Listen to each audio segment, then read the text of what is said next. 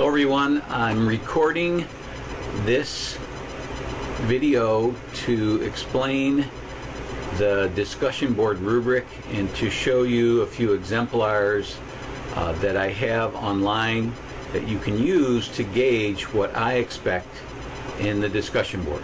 You'll notice I'm editing this post because as the course grows and evolves, I change things, and I have added another category of quality to the discussion board rubric that I need to let you know about, and it has to do with the initial posting. So I'm going to talk a little bit about the initial posting and what I'm looking for in that initial posting.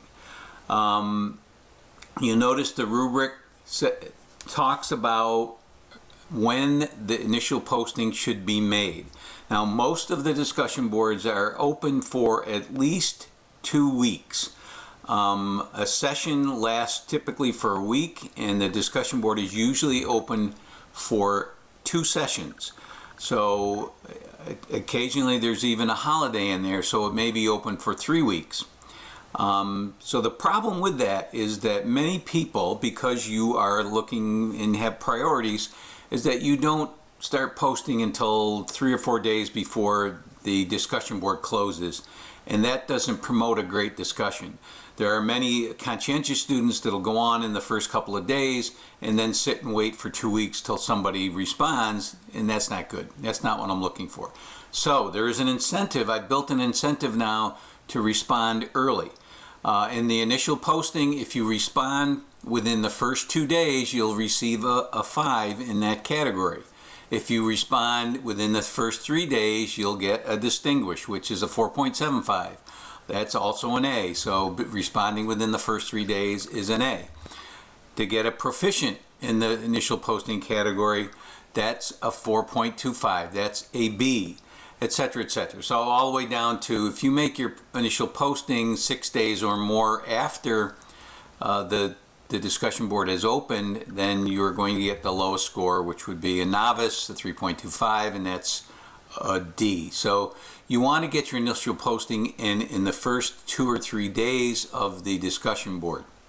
And that's something that I've added recently, and it's new to the discussion board rubric.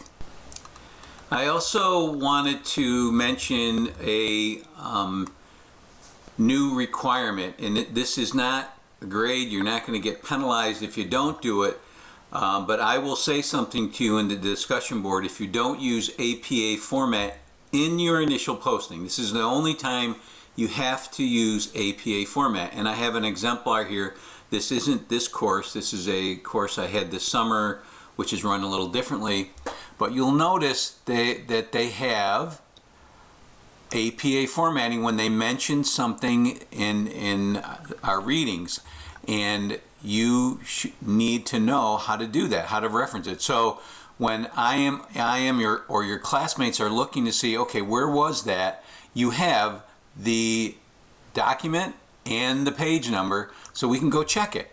Rather than just say, oh, Popham said this, or Stiggins or Chapaway said this, and just throw it out there with a generalized statement. I need to know where you got that from. And that's part of the discussion board, is using evidence from our readings to support your opinions in the discussion. So also make sure that when you do reference something, you have a reference list at the bottom of the page as well, just like this.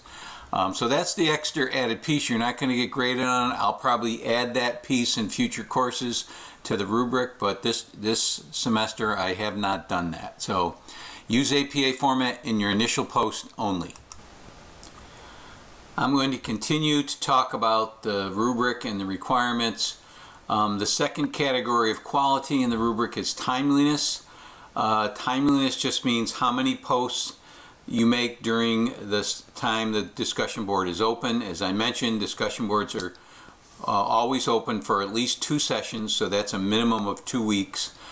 In those 2 weeks, if you want an A+, you need to make at least 10 posts on a minimum of 4 days. So you can do 2, 2, 2, 2, 2, That's 5 days, or you can do any combination in 4 days. To get a 4.75, a distinguished, which is an A, this first one is an A+, you need to do at least 6 posts. So in a 2-week session, 14 days, that's not a lot to ask. And some people complain, they say, oh, I had to make 6 posts. But you usually have 2 weeks and sometimes 3 to do those 6 posts. So if you're just looking for an A, do your 6 posts on a minimum of 3 separate days. And you also have to make sure those are quality posts, and I'll talk a little bit about that later, what makes a quality post. But if you're just saying, oh, that's a great post, you're complimenting your classmates, oh, I like what you said there, oh, I agree with you, those, I don't count those. They have to have some kind of opinion in them, supporting your classmates and using the text to support that. So that's the timeliness category, and it goes all the way down to novice, which is less than 6 posts concentrated on 1 or 2 days. So if you only post on 1 or 2 days and you're not going to use you're not going to have 6 posts, then you're going to get the lowest grade possible. The next is responsiveness. Now, this is the heart of the discussion board. What does responsiveness means? It means that you're referencing our readings. Now, you don't have to do it in all your posts. You can have an opinion about something, or you can talk about, you can make a connection to yourself. In my classroom, this is what I do. So you're not supporting that comment with references from our readings.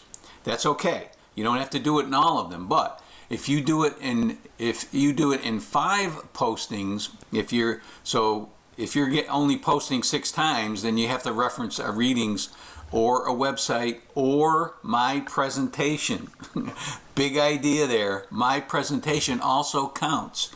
Dr. Tom said in his video presentation that yada yada yada. So 5 times. If you reference the readings 5 times, that's a 5, and then it goes down 4, 2 to 3, only 1 time, and that's in your initial posting. You better reference the text in the initial posting. And of course, if you never reference the text, that's the bottom category. So again, that's the heart of the discussion board. No I agrees and things like that. And the last part is making opinions or making connections, which I mentioned before, that you don't have to reference the text in everything you said, but making a connection to yourself regarding something you've read, or regarding something I've said, or regarding something that you just want to mention that you do in your classroom that's relevant to our discussion. So making connections and having opinions is with opinions with evidence. So don't just say I agree, or I like you, I like what you said, I like what you said because this is something I believe in based on yada yada yada. So again, it's really up to you. If you want to get a 5, the only way you're going to get a 5 in this category is to implement something we've done, and this happens all the time because you're going to learn a lot of strategies in this class that you can apply immediately. So if you say, I tried this and this is how it worked in a discussion board post, you are going to get a 5. I mean, it's not a lot of points, but it's something worth that I think is very, very valuable, and I want you to do. And so that's the last category. And it goes all the way down to making no opinions or no connections. So that's it for the rubric.